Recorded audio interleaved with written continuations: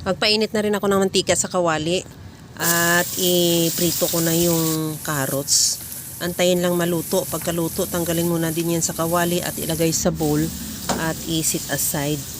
Sa disim na kawali, iprito ko din yung squid ball na hiniwa ko lang ng maliliit. Kaya lang sa nakikita mong ganyan lang kalaki. Ihalo lang hanggang sa maluto. Then pagkaluto, tanggalin din ulit sa kawali at i-set aside. Sa disim na kawali, hindi na ako nagdagdag ng mantika. Igisa ko na rin yung bawang. Isunod ko na rin yung sibuyas.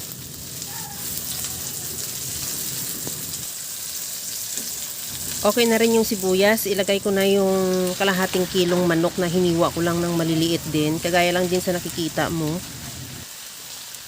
Ihalo lang din hanggang sa mag-iba na ang kulay o maglabas na rin siya ng sarili niyang mantika.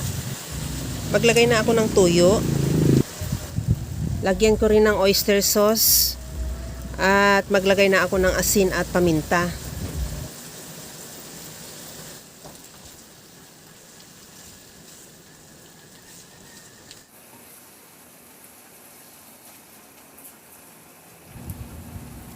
Lagyan ko na ng tubig. Nakadepende yung dami ng tubig sa dami mong lutuing pansit. At takpan ko muna hanggang sa kumulo. Since mabilis lang siya kumulo dahil mainit na tubig na rin din naman ang nilagay ko dyan. At tikman ko na rin kung okay na yung sabaw niya.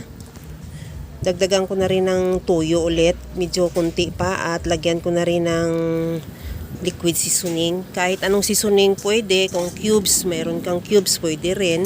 At nilagay ko na rin yung pinakamatigas na parte ng cabbage o ng Baguio Pichay. At sinunod ko na rin yung isang pirasong pansit bihon. Dahil medyo matagal yan maluto kaya inuna ko siya lagay. Pagka okay na yung ating pansit bihon, isunod ko na rin yung pansit canton. Bale, 2 piraso o 2 pack lang ng pansit canton.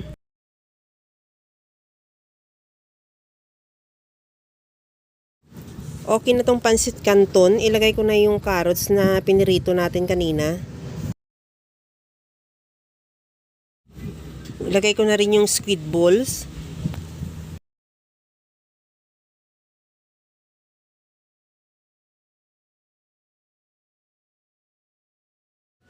At ilagay ko na rin yung pinakadahon ng Baguio Pichay or Chinese cabbage.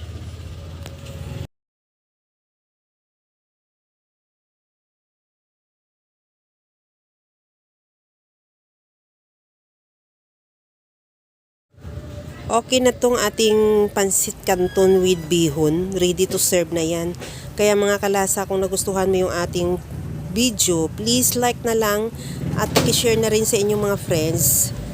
At kung bago ka pa lang sa aking channel, subscribe na at i-click mo na rin ang bell button para sa mga notification. At naglagay na rin ako ng sesame oil para mas lalong masarap yung ating pansit. At saka natin yan patayin yung apoy.